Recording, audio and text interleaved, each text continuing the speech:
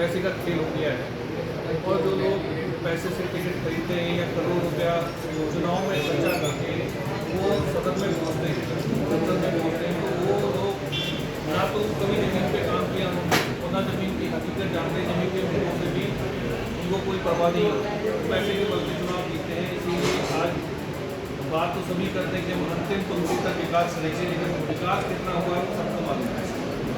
भारतीय जन सम्मान पार्टी सामाजिक आंदोलन से बनी हुई पार्टी है और बहुत साल से हम लोग सामाजिक मुद्दों पे काम कर रहे हैं। जब देखा कि किसी भी पार्टी ने थोड़ा सामाजिक मुद्दों की परवाह नहीं की, बहुत सारे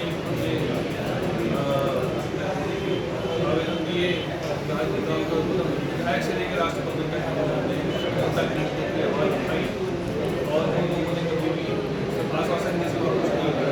मुझे लगा कि पॉलिटिकल पार्टी ऐसी होनी चाहिए जो ज़मीन से लोग काम करने वाले लोग, जो ज़मीन की मतलब विचार ज़मीन को समझते हैं, उनके मुद्दों को समझते हैं, उन लोगों को समझ में लेके जाना चाहिए ताकि अंतिम पंक्ति तक जो व्यक्ति बैठा है उस तक विकास हो और डेवलपमेंट होना चाहिए। पार्टी का एक हमारा अहम मुद्दा ये है कि हमारी जो भारत की शिक्षा नीति है वो विश्व की रैंकिंग में कहीं नहीं आती।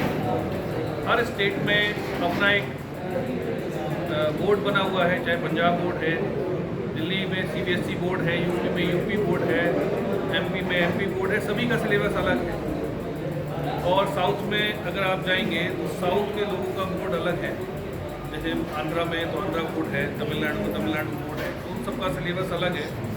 और नॉर्थ का बंदा जाके साउथ में आपस में बात भी नहीं कर सकते क्योंकि उनको या तो उनकी रीजनल लैंग्वेज आती है, जैसे तमिलनाडु में तमिल आती है, आंध्रा में अगर आप जाओगे तो पूरा तेलुगु आती है, तो वो लैंग्वेज अपने लोगों को समझ नहीं आती।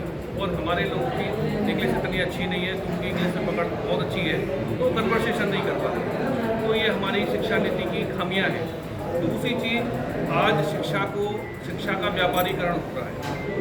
सरकारी स्कूलों को सरकार ख़त्म करती जा रही है और प्राइवेट स्कूलों को आगे बढ़ावा दे रही है। तो गरीब लोगों के बच्चे पढ़ ही नहीं सकते।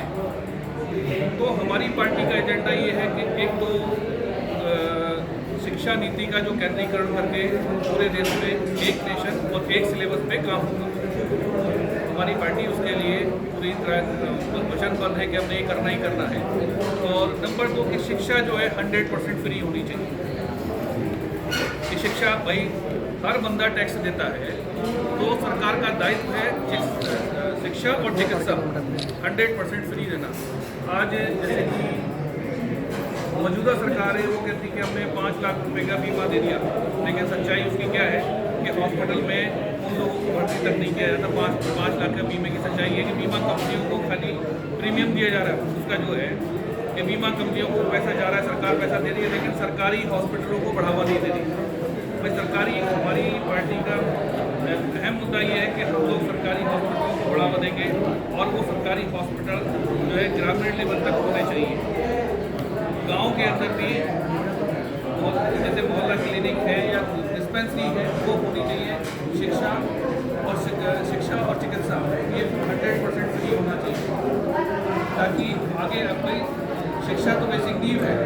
अगर बच्चे शिक्षित होंगे तो आगे बढ़ेंगे, तभी तो डेवलपमेंट होगा। लेकिन क्या है, शिक्षा के ऊपर किसी भी पार्टी का कोई ख्याल नहीं है, बाकी चीज़ों को जाहिर हो जाती है। नंबर 1 रोजगार की बात करें तो आज बेरोजगारी चरम आज़ादी से लेकर भी चरम सीमा पार कर रही है कि लोग डिग्री होल्डर लोग हैं। अभी हम लोग में पीछे भी महाराष्ट्र गए थे, महाराष्ट्र में हम लोगों ने देखा कि एक AC अटेंडेंट की पोस्ट होती है, उस पर कॉन्ट्रैक्ट पे बच्चा काम कर रहा था। वो बच्चा B.Ed और उसकी सैलरी कितनी थी 10,000 रुपया। वो ट्रेन श्रीगंगानगर से लेकर नांदेड़ साइड तक जाती है, 25 घंटे की ड्यूटी और उसकी सैलरी 10,000 रुपये का बच्चा B.Tech किया हुआ है। तो एक तो निजीकरण जो आज किया जा रहा है, निजीकरण से जनता का ही शोषण हो रहा है। चाहे वो किसी भी वर्ग का बच्चा हो, अगर वो ठेकेदारी प्रथा में काम करेगा, सरकार से तो पूरा पैसा लेगा, लेकिन जो कर्मचारियों को जो सैलरी है वो ना के बराबर ही मिल रही है। मैक्सिमम पैसा ठेकेदार और कमीशनबाजी में चला जाता है। तो हम लोगों ने वो सरकारी नौकरियों में जो है ठेकेदारी प्रथा का हम विरोध करते हैं और वो हमें ख़त्म करनी है। भाई अगर वैकेंसी है तो परमानेंट जॉब होनी चाहिए, परमानेंट भर्ती होनी चाहिए। हमारी पार्टी ने यही मुद्दा है कि जमीन पर लेके शिक्षा, चिकित्सा और रोजगार, ये 3 मूलभूत सुविधाएं ही पब्लिक चाहती है और कुछ नहीं चाहती है। लेकिन क्या है कि आज जो है आप देख रहे हैं कि जो राजनीति में है, आज उनके ऊपर करोड़ों रुपए छापे पड़ते हैं तो करोड़ों रुपए उनके पास पाए जाते हैं। पैसा कहाँ है? वो पैसा है तो पब्लिक का, लेकिन पब्लिक के लिए खर्च नहीं हो रहा। तो हम ऐसे लोगों को राजनीति में लाना चाहते हैं जो ज़मीन पे काम करने वाले हैं, उनको भूखे की भूख का जो अंदाज़ा भूखे इंसान को होता है, जिसका पेट भरा उसे कोई अंदाज़ा ही नहीं है, उनका दर्द है ही नहीं। तो भारतीय जन सम्मान पार्टी जनता के सम्मान का मिशन है कि जनता सम्मानपूर्वक जीवन जी सके।